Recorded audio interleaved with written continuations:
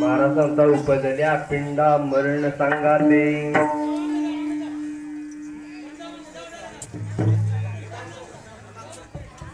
जीव जन्माला आला की त्याचा मृत्यू मात्र कसा असतो? निश्चित असतो. मात्र मृत्यू मात्र निश्चित असतो. गीता सांगते जातस्य हि ध्रुव मृत्यू ध्रुवं जन्म मृतस्य च तस्माद परिहार्यर्थे न त्वं स्वचित मरसी. विठाला विठाला विठाला.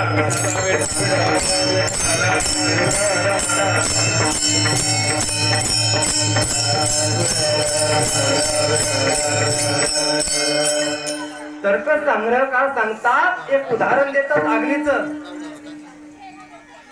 तर्क संग्रह सांगतात, जिथं जिथं धूर निघतो आहे तिथं तिथं काय आहे? अग्नी आहे. यत्र यत्र धूमः तत्र तत्र अग्नी. त्याप्रमाणे जिथं जिथं आपल्याला जन्म दिसतो आहे तिथं तिथं मृत्यू आहे. यत्र यत्र जन्म तत्र तत्र मृत्यू.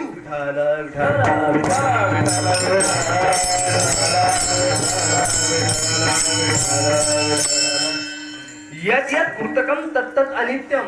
इथं जे जे दिसत आहे ते एक ना एक दिवस नाश पावणार आहे. महाराज म्हणतात, म्हणून हा मनुष्य देह आपल्याला प्राप्त झालेला आहे. हा तसा आपल्याला प्राप्त होत नाही.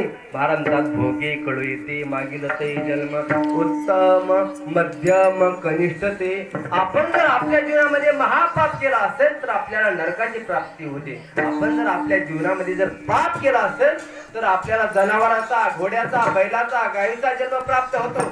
आपण जर आपल्या जीवनामध्ये उपपाप केला असेल तर फळाचा, फुलाचा, पानाचा, वेलीचा, झाडाचा आपल्याला जन्म प्राप्त होतो. महाराज म्हणतात, पापातलं पाप, पापातलं पुण्य आणि पुण्यात्मक पुण्य.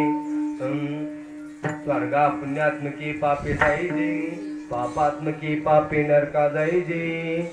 मग माते जेणे पाहिजे ते शुद्ध पुण्य. आपण जर आपल्या जीवनामध्ये जर महापाप केला असेल तर नरकाची प्राप्ती आहे. आणि आपण जर आपल्या जीवनामध्ये उपपाप केला असेल, अर्थात सत्कर्म केला असेल तर आपल्याला स्वर्गाची प्राप्ती आहे. आणि सत्य जर सत्य कर्म जर आपण आपल्या जीवनामध्ये केला असेल तर त्याचं फळ काय सांगतात?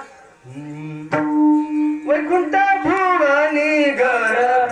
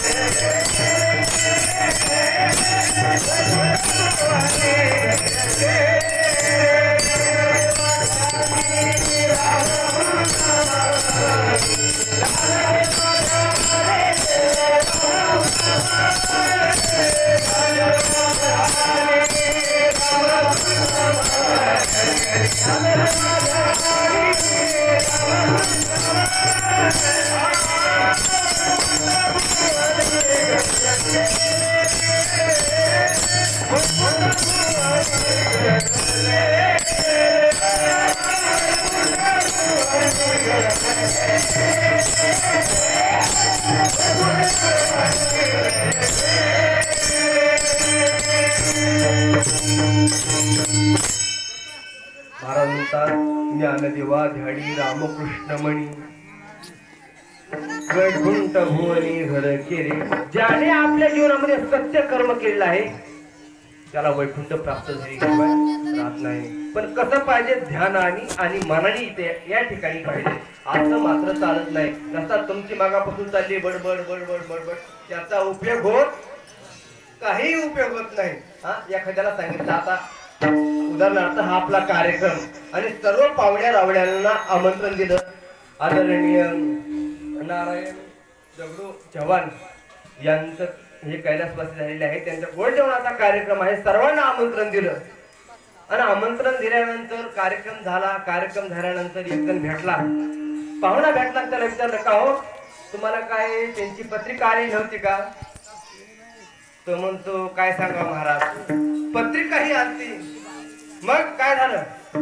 काय ना हो महाराज, मला यायचं होतं पण माझ्या ध्यानात नव्हतं. दुसरा भेटला, त्याला सांगितलं का हो मला बदलून जाताना काय पत्रिका दिली नव्हती का?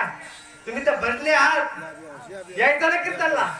तो म्हणतो काय सांगा महाराज, मग यायचं होतं हो, ध्यानातही होत पण मनात त्यासाठी ध्यानी आणि मनी दोन्ही जर व्यवस्थित असेल तर ही आपल्याला प्राप्त झाल्याशिवाय राहणार नाही.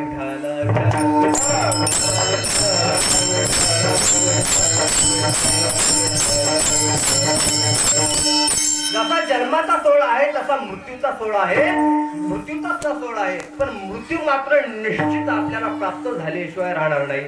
महाराज म्हणतात देहाच्या गाव आलिया जन्म मृत्यूच्या सोहळ्या, नाम नो नये धनंजया जिया परी. या देहामध्ये आल्यानंतर आपल्याला एक ना एक दिवस जावंच लागणार आहे, एक ना एक दिवस जावंच लागणार आहे. आणि गेल्यानंतर आपल्या पुत्रांचं आपल्यासाठी कर्तव्य आहे, कर्तव्य सांगितलेलं आहे.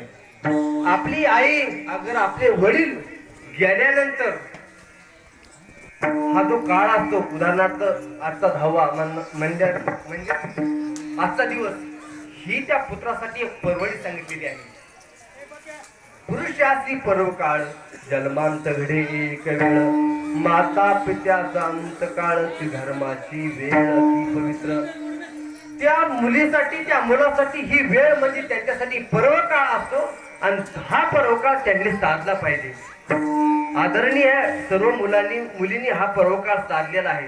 त्याला भागवतामध्ये सुसंतती म्हटलेला आहे, पुत्र म्हटलेला आहे. सुसंतती अशी चांगली तुकोबारायांनी त्याचं वर्णन केलेलं आहे. तुकोबारायाला तर तुकोबाराय म्हणतात असा जो भक्त आहे जो आपल्या आई वडिलांची ही पर्वणी साधतो तो जगद्गुरु तुकोबाराय म्हणतात. देवाला तर फार त्याच्याविषयी आनंद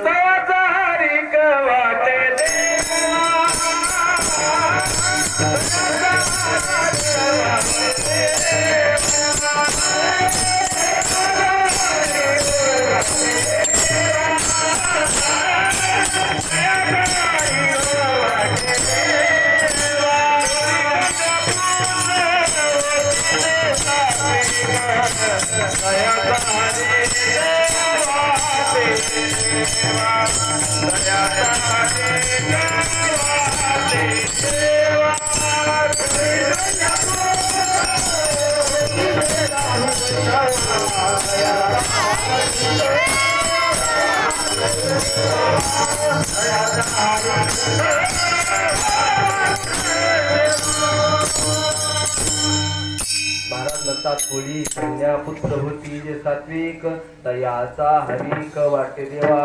भगवान परमात्म्याला एवढा आनंद होतो जो मुलगा आपल्या आई वडिलांचा हा विधी करतोय, भगवान परमात्म्याला फार आनंद होतो. तुकोबाराय म्हणतात असा जो मुलगा आहे तो सात्विक कुळामध्ये जन्माला येतो. कोळी कन्या पुत्र